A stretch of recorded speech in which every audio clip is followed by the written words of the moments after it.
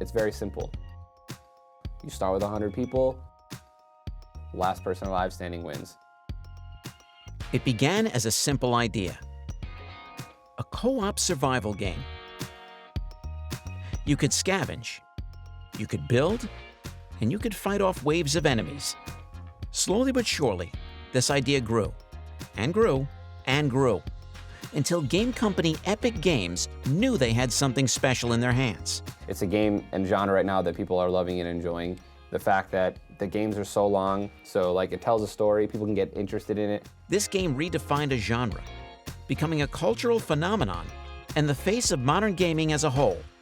It feels more casual because there's silly skins in it in the game, the visuals and everything else. It lends itself to be more entertaining, so to speak, almost whimsical. Setting trends, bringing people together, and making casual players into millionaires. It's kind of escapism. This is, of course, none other than the little battle royale that could. Fortnite.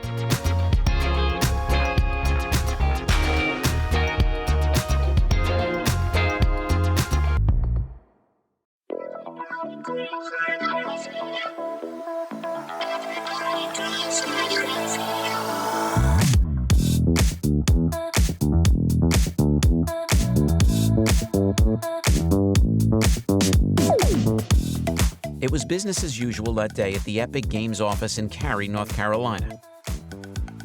A crew of hardworking software designers gathered around a large table in the boardroom and had a brainstorming session, putting their heads together to come up with the next big thing. This is when game designer Darren Sugg came up with the clever idea to build upon and fuse together several prominent game genres that showed great success around that time. The first-person shooter, or FPS genre, had been and continued to be hugely popular, drawing in gamers of all ages for high-octane competitive combat. And of course, the sensational success of Minecraft in the years leading up to 2011, with its emphasis on survival and gathering resources, created for itself a satisfying gameplay loop that promoted freedom of gameplay.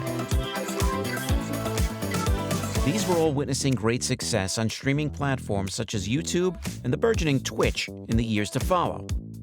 What I enjoy about streaming the most is just, it's never the same. It's something different each day, and it's a whole new experience. You get somebody in your chat that you've never seen before, you can engage in a conversation and, bring them into the community, have fun, get to learn to know somebody different, and you can do it all from the comfort of your own home.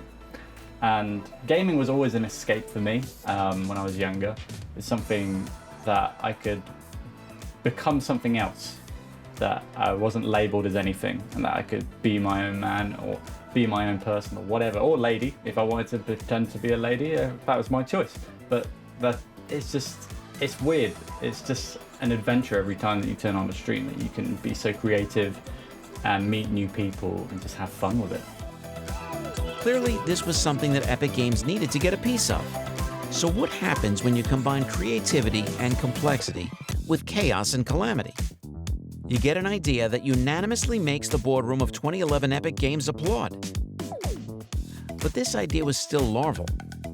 It had a long way to go yet. Initial work on the game ended up being delayed due to the company's shift towards the Unreal Engine 4, which inevitably ended up having the game to restart development in 2013.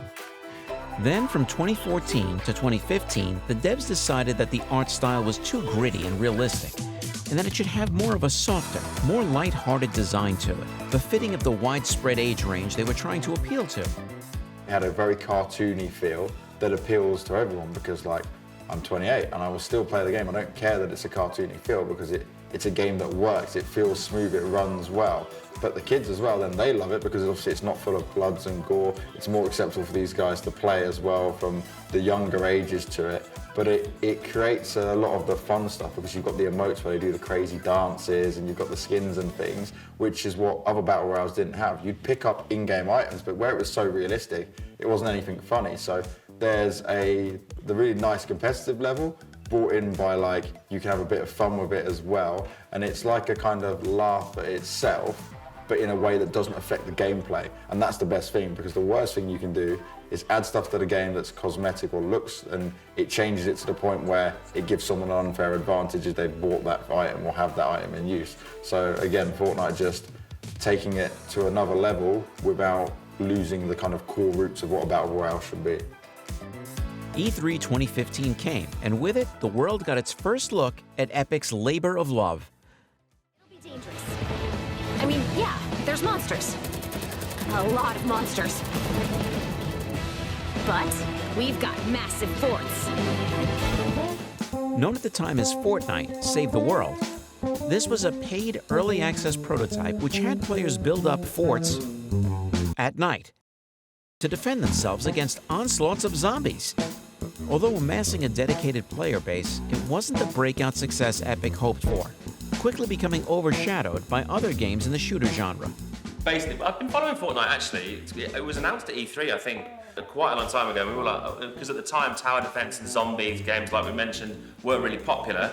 And we were like, oh, that looks really cool, actually. You know, Unreal, Epic Games make Unreal Tournament and making this new sort of survival game. And so yeah, a long time ago I heard about it, and then I'll be honest, totally forgot about it. Yeah, well, I played about 40 hours of the original version that came out, and then kind of, like I said, that kind of zombie wave horde mode thing kind of. It wasn't really difficult. It wasn't that hard. No, it was really straightforward, and it was like just click, and it was like, this isn't that fun. It wasn't that engaging for me anyway. I didn't get. Apparently later on, if you keep going, it gets harder and harder. And I was like, we played for like 20, 30 hours. We were like 40 hours, and I was really boring because it's too easy, it's too boring. If it's too hard, it's too annoying. So you have to get that balance right. Which is a shame, because the game itself, like with the game now, had such a great art style, really nice polish. All of the zombie enemies, or I can't remember what the husks, I think they're called. Yeah. They were really well made, really nicely animated, but just unfortunately there wasn't like something there gripping me, making me want to keep coming back. I don't know whose idea it was to do a battle royale. Well, they should be given a very large house. But yeah, it's good. The zombie survival genre had its time, but this was not it. Epic was trying to stoke the flames of a fire that burned out a long time ago. People were starving for something brand new. It was around this time that the very successful PlayerUnknown's Battlegrounds, or PUBG, hit the stage, and with it, the Battle Royale system, a style of gameplay that pits a colossal group of 100 players against each other in a free-for-all setting.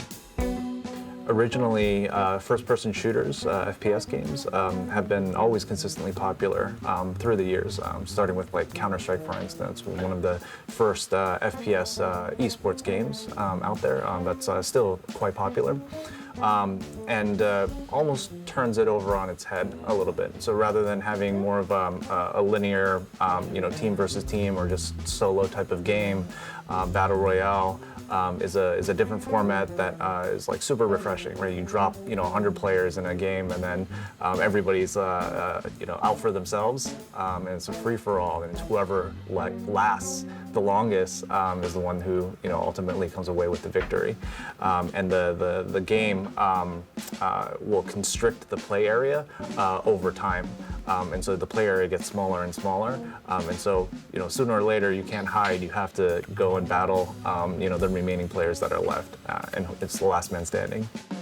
This concept proved itself to be successful to gamers both casual and hardcore, and saw great success on streaming platforms such as YouTube and Twitch.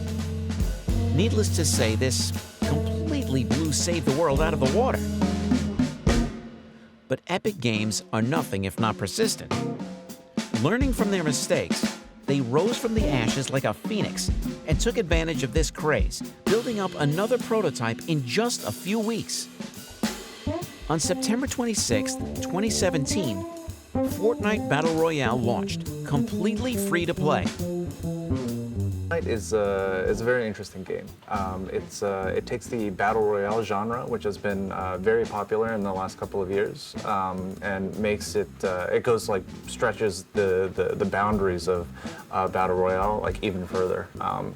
It takes like a more realistic battle royale game, like PUBG, for instance, and just breaks like all the rules of like reality. You know, there's so many like crazy things that you can do in the game. There's the building dynamic. There's all these different items and mechanics, and I think it makes for a very rich experience, and it makes high skill players stand out even more because there's just so much going on in the game.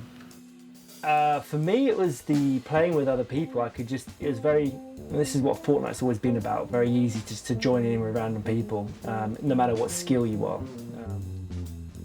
I'm an Overwatch, or I have been an Overwatch streamer for a while, and that is very segmented in your ability. You're going to get placed in a certain rank, and you can't play outside that rank unless you want to have a detriment to your game.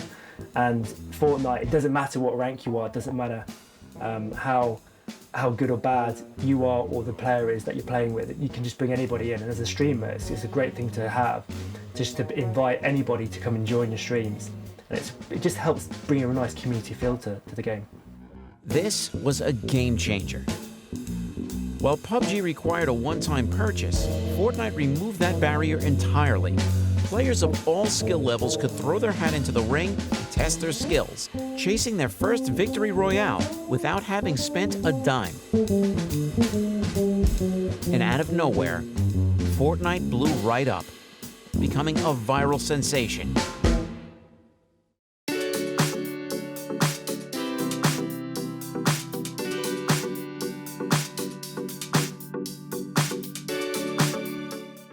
So as soon as you start the game, you're stuck on an island full with 100 other, well, plebs, let's be honest. And then you gotta drop into a map, find and scurry for your weapon of choice.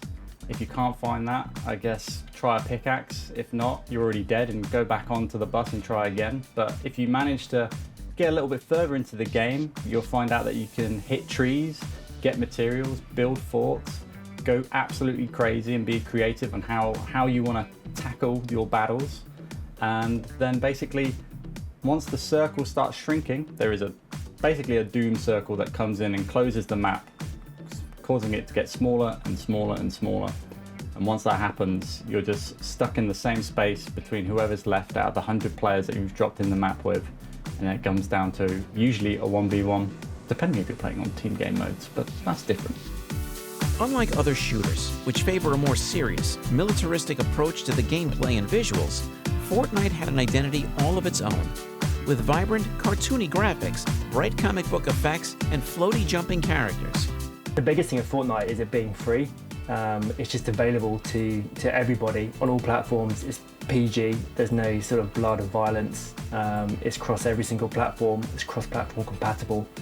So not only can you play on your PlayStation with your PC buddy or Xbox buddy, but also on your Switch and your mobile phone. It's just so universal and open to everyone. I think that's what's made it different to the AAAs. Within days, the game was pulling in millions of players. But it wasn't just the free-to-play model that made Fortnite an instant success. It was the accessibility. While PUBG required high-end PCs to run smoothly, Fortnite was optimized for console players, bringing Battle Royale to Nintendo, PlayStation, and Xbox users for the first time.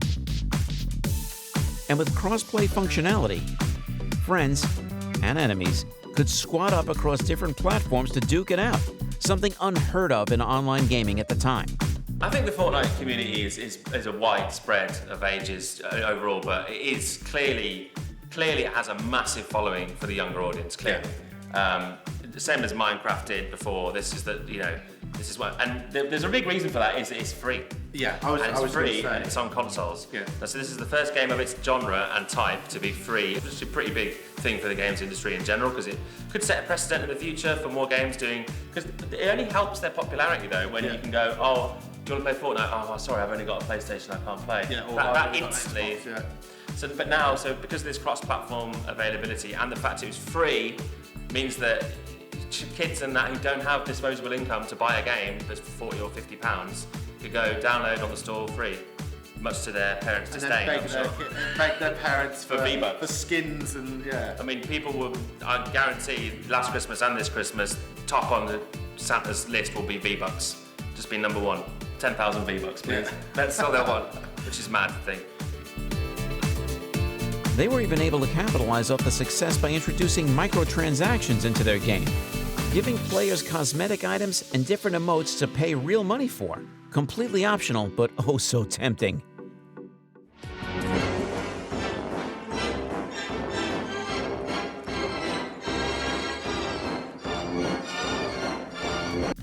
By early 2018, Fortnite wasn't just a hit, it was a global phenomenon. They update it so regularly, they're listening to what people want, they don't make stupid changes that break the game, and if they do, it's almost fixed within less than 24 hours. Because they are an international, worldwide company, they've got people everywhere to be able to work on it. So I just feel like if it keeps growing, and it keeps growing in this positive way, there's not too much like wrong that can be done here, because they've got what they need at the moment and they can build upon it quite nicely. And I think just it's crazy to think it could get any bigger because of how big it already is, but it will get bigger because more media attention, stuff like this that we're doing, like all these kind of things brings more eyes to it. And again, it's free to play. Like there is no excuse not to play it. So if you're interested, you can at least give it a try. You can download it. You might not like it, but so far, I'd probably say 70% of the people that try it seem to kind of end up on the game, because I don't hear people go, oh, well, it's not my game. Like, even if people aren't a fan of Battle Royales, you most likely probably still give Fortnite a try. But Epic Games knew that maintaining momentum would be an entirely different challenge. How do you keep millions of players engaged week after week? Epic's answer? Constant evolution. From the start, Fortnite was designed to be a living, breathing experience, one that never stayed the same for too long. The studio wasted no time in rolling out updates, new mechanics, and most importantly, a game-changing seasonal structure that would redefine online multiplayer games, the Battle Pass. For a small fee, players could unlock tiers of rewards, earning new skins, emotes, and in-game currency simply by playing. Generally, the polish and the cadence of updates to Fortnite has almost become an industry standard now that people expect. And a lot of other studios are trying to play catch up to kind of produce that same level of quality. Almost every week there'll be something new, like a new weapon or definitely new skins. And this, because kids and just gamers in general are so hungry for content. Fortnite are actually going, well, here you go, and just producing it quicker than people can consume it. Gobble it down. Yeah, like a hot cheesecake.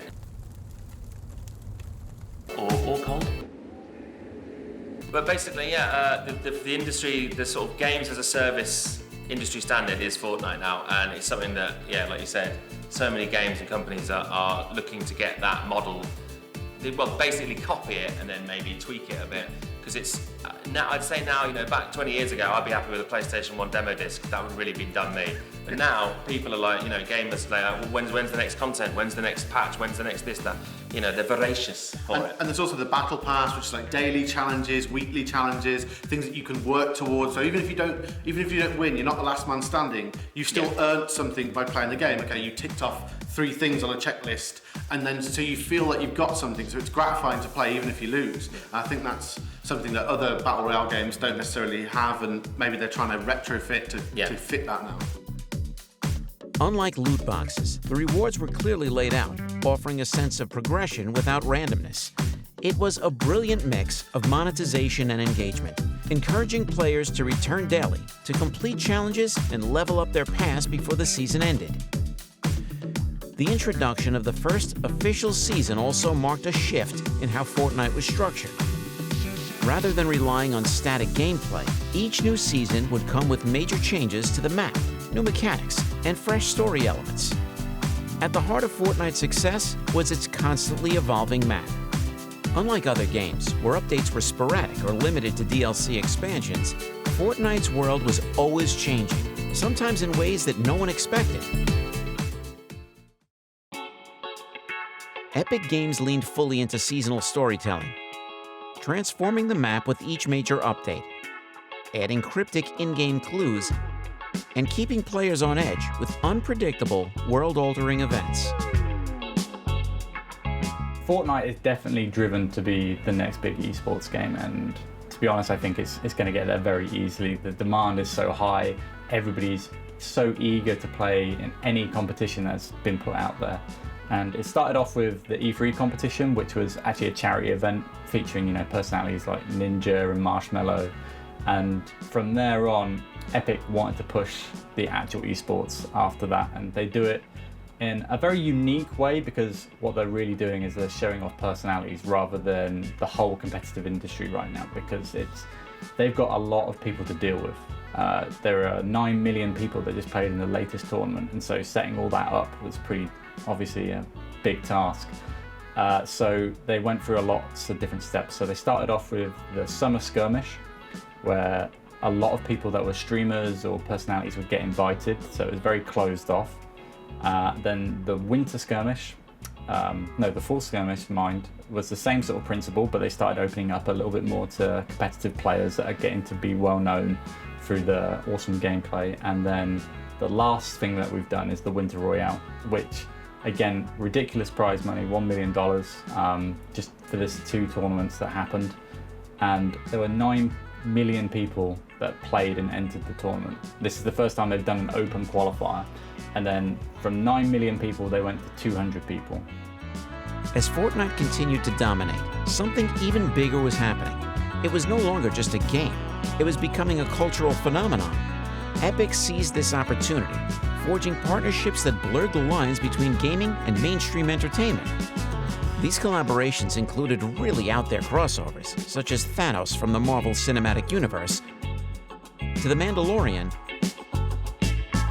to even real-life personalities like Travis Scott and Ariana Grande. I think for Fortnite, like all other esport games, you need to have a pro scene where everything is based on merit. Right? It's all based on, almost raw statistics and, who wins tournaments and placement at tournaments. Those are all merit-based metrics. And you need to have a pro scene that does that, right? So that there is legitimacy around the game, right? Everything is like, even if I'm, a very casual player, I have a shot at playing with the pros if I just get good enough, right? Or if I practice a lot, right? And you also need to have an element of the game that is also revolved around, entertainment, right?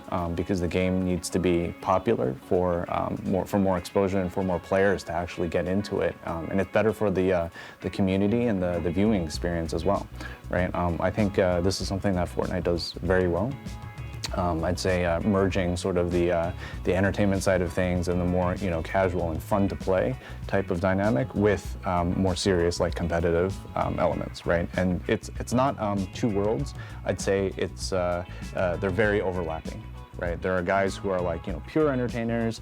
There are guys who are like, don't really want to be on camera and just want to go and like win tournaments. And then there are guys that are in between that are, really, outgoing, like to be, in front of the camera, but also, very highly skilled. Right? So I think Fortnite does that very well. By the end of 2018, Fortnite was no longer just a video game. It was a platform, a place where gaming, entertainment, and pop culture merged into one. And this was only the beginning.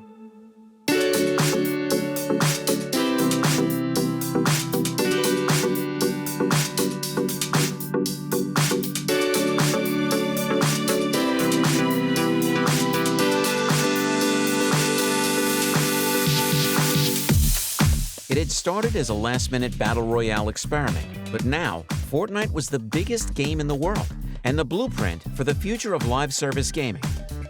In my experience, you've never had a game that has grown this fast, hit such a wide spectrum of the demographic in age and male and female playing it, but also delivers all the kind of core elements of what people want, right? You can change the game modes. You can choose if you want to play solo, duo, squad. You can choose if you want to just go in for kills or if you want to have fun. Like, there are people who literally go into games and play on purpose just to build. And that's like, they'll build and they're not even going for kills. They're just there more to annoy you, like, oh look, I'm still building loads around you and you've got to try and take me down kind of thing.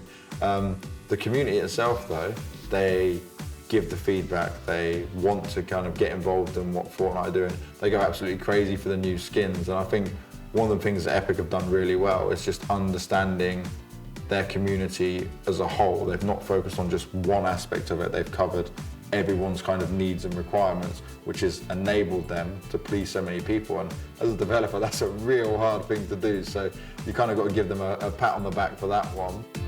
As Fortnite exploded in popularity, one player became its undisputed face, Tyler Ninja Blevins. A former professional Halo player, Ninja had been streaming for years, but Fortnite catapulted him to superstardom. His high-energy personality, insane mechanical skills, and mastery of Fortnite's fast-paced building mechanics made him must-watch entertainment on Twitch, pulling in hundreds of thousands of viewers per stream, setting records for live gaming content. No, you can. I just don't. I play. I'm usually never traveling where I want to play games. Keyboard, mouse, microphone, webcam. The majority of people, I would say, that watch streamers is usually to get better or for some form of entertainment. And I don't think that'll ever go away. As long as there's competitive esports, like that'll never go away. If there's a way for people to play video games to make money in tournaments, and newer players are going to want to watch people who are the best right away, and the quickest way to learn is to watch someone who knows exactly what they're doing and to take notes and learn from them. So as long as those people continue to stream, there's definitely going to be an audience there.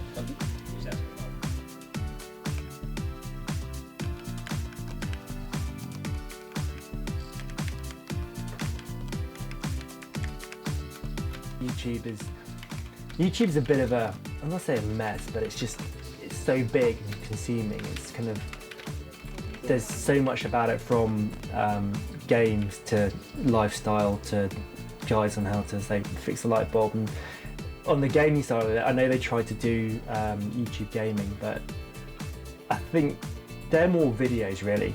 They're more videos and you know, you search for how to do an Easter egg, you search for what the latest skins are on Fortnite, you search for you know, what's happening in Fortnite this week, whereas Twitch is, even though they do have videos, and obviously the uploads of your streams go up and they can be watched after, I don't think many people watch videos on Twitch.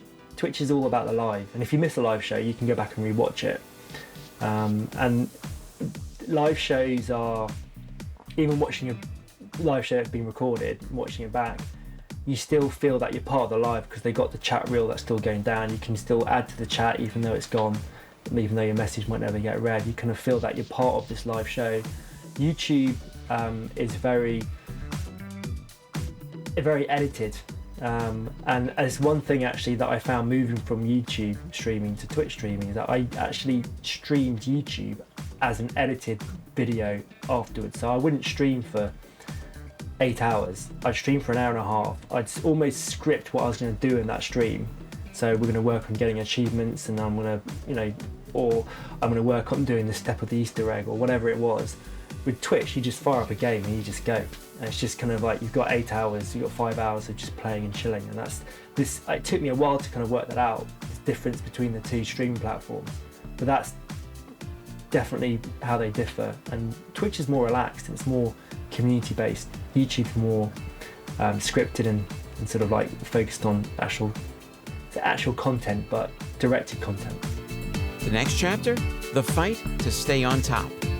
By 2019, Fortnite had reached heights no one could have predicted, influencing everything from fashion and music to professional sports and Hollywood. It had become culture itself. Epic Games now face a new challenge. How do you keep the most popular game in the world from fading into obscurity? The answer? Innovation, reinvention, and a few calculated risks. By late 2018 and early 2019, the Battle Royale market was no longer Fortnite's playground alone. Games such as Apex Legends, Overwatch, and even their original rival, PUBG, adopted this Battle Pass system to a modest degree of success in their own right. These rivals posed a real threat, offering mechanics that Fortnite either didn't have or couldn't replicate without losing its identity. Epic knew it couldn't afford to stagnate. It had to evolve. Again. I think Fortnite's like popularity is like it seems to be peaking. Yeah. I don't see how it can become more popular. Like I said, Well, there's already like when your postman knows. Yeah. when your mom's doing the floss at a maiden aunt's wedding, it's not, you know that the popularity is an apex really, so I don't really see how it can get more, but unless another planet's found that we introduce it to, I don't know. I suppose.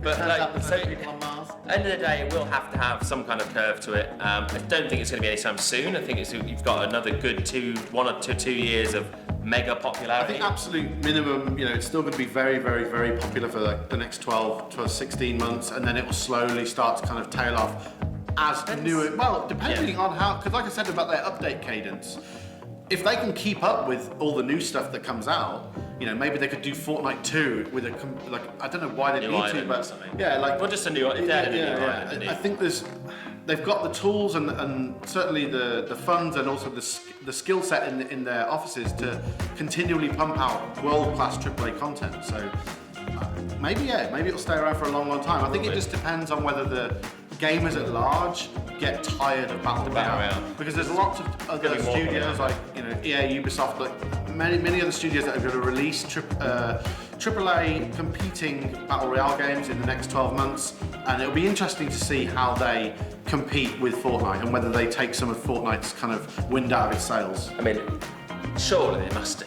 I mean, that's the only thing I'll say is like Fortnite was the first essentially AAA. Yeah.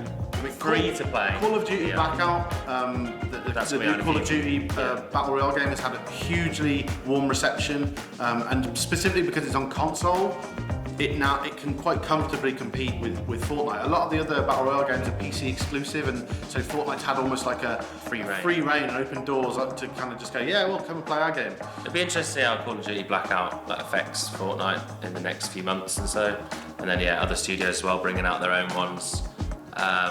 Even with a paywall, Call of Duty will do well because it's Call of Duty and it's one of the most established franchises.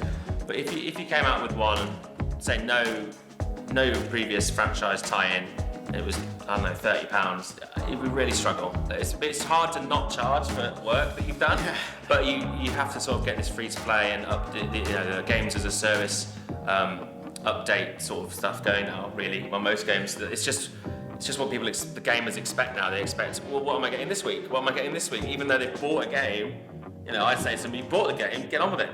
But they really want more and more stuff. Like before, when we were, it was expansion packs, they would call it. And you had DLC packs. There was no games you locked in. So it has changed. But I think Fortnite's popularity is going to be around for a good while yet.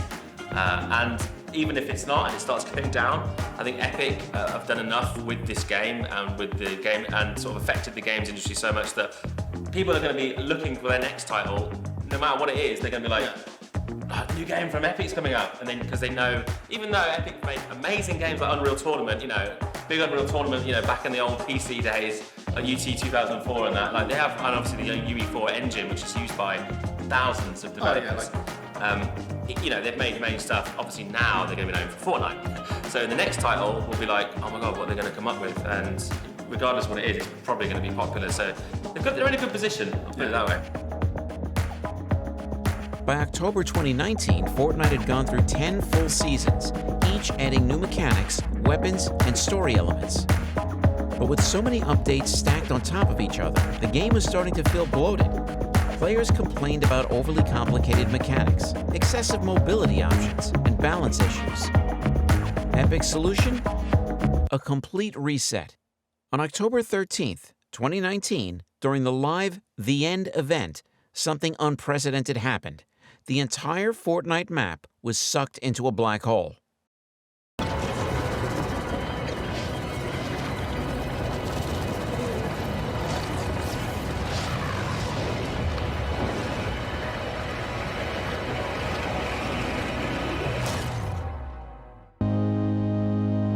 For 2 full days, Fortnite was completely offline. No lobbies, no matchmaking, no updates. Just a silent, swirling void. Millions of players stared at their screens, waiting for something, anything, to happen. Social media exploded. Was Fortnite over? Had Epic actually deleted the biggest game on the planet? Until suddenly...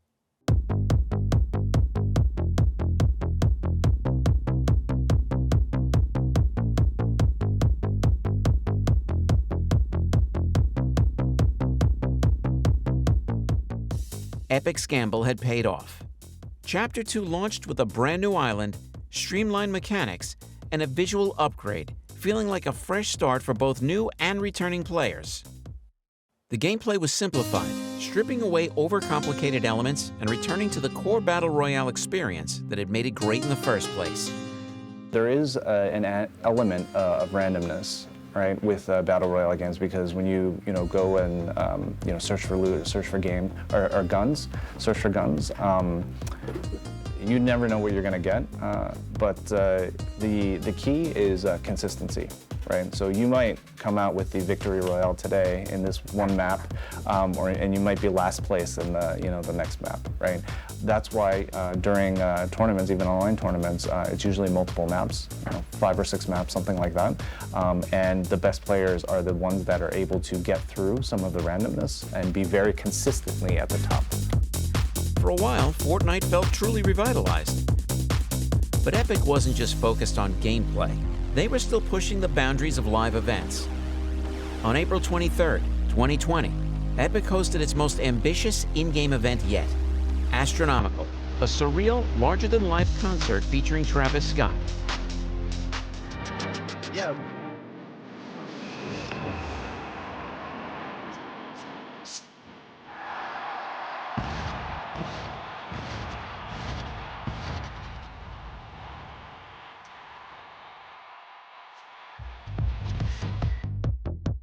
Instead of simply watching a performance, players were dropped into a psychedelic dreamscape, floating through space as a giant Travis Scott performed inside the game itself.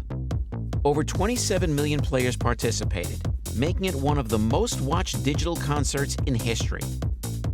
Fortnite also showed continued success among children, who likely gravitated towards the bright graphics and edgy gameplay, as well as suggestion from influencers.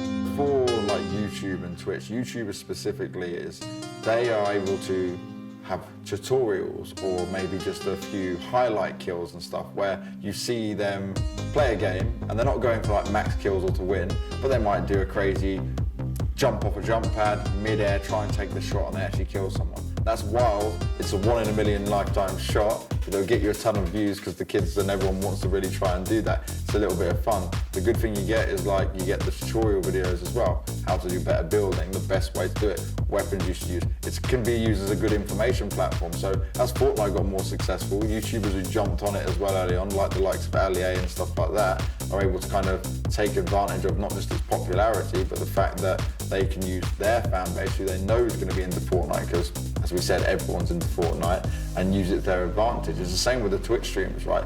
They can make a full-time living just by covering Fortnite, because it's not just in how good you are at the game, but if you can be entertaining and appeal to your viewership, like Ninja. He used to, back in the day, swear and be a little bit like, kind of laddish.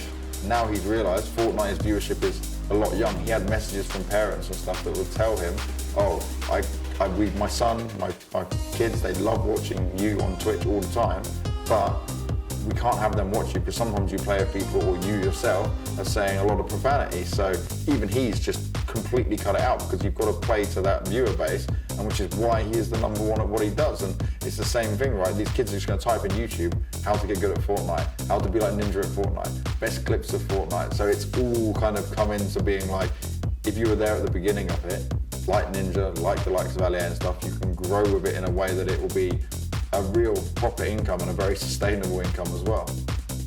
But not every risk paid off. In August 2020, Epic made a bold but dangerous move. They bypassed Apple's App Store fees by allowing players to purchase in-game currency directly through Epic, violating Apple's terms of service. In response, Apple banned Fortnite from the App Store, cutting off millions of iOS players overnight. Epic fired back with a lawsuit and a highly publicized campaign called #FreeFortnite, accusing Apple of monopolizing the mobile gaming market.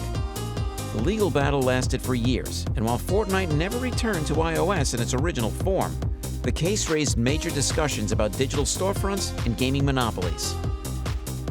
However, this did nothing to halt Epic's expansion. Even with the legal battles and the competition, Fortnite remained the Goliath it is for years to come.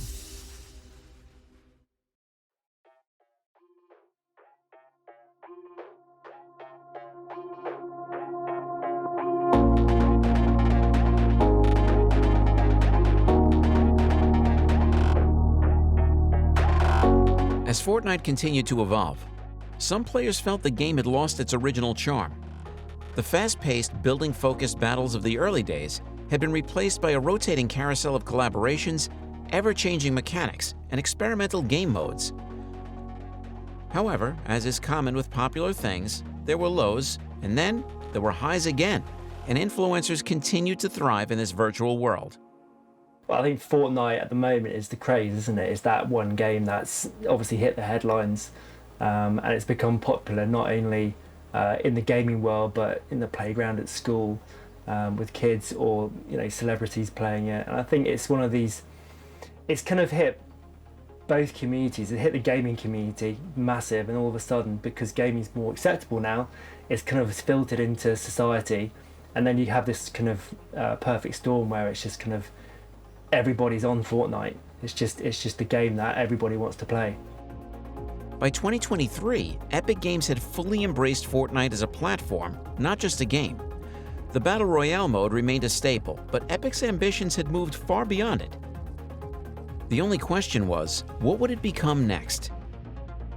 At this point, Fortnite was no longer just about Battle Royale. It was becoming a game hub, a social space, and a creative sandbox all in one, expanding the game into multiple genres under one roof. What defines the success of a game is whether or not you can keep the stability of that growth. Not necessarily continue to have like double-digit or triple-digit growth every single quarter or every single year, but maintain a sort of popularity and not just kind of drop off the face of the earth, right?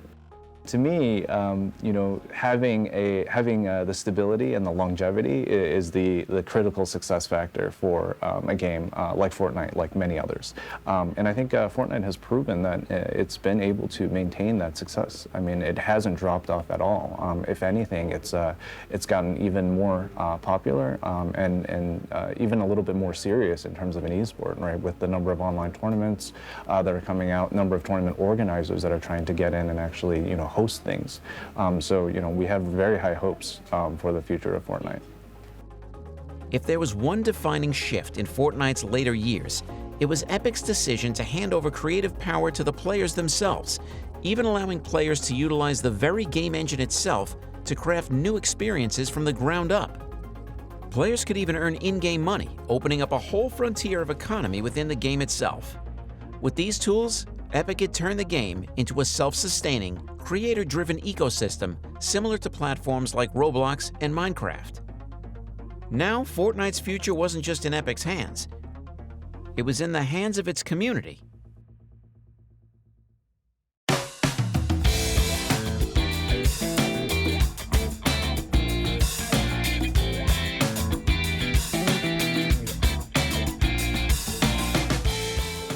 From its humble beginnings as a quirky survival game to becoming one of the most iconic titles in gaming history, Fortnite has forever changed the landscape of the video game industry.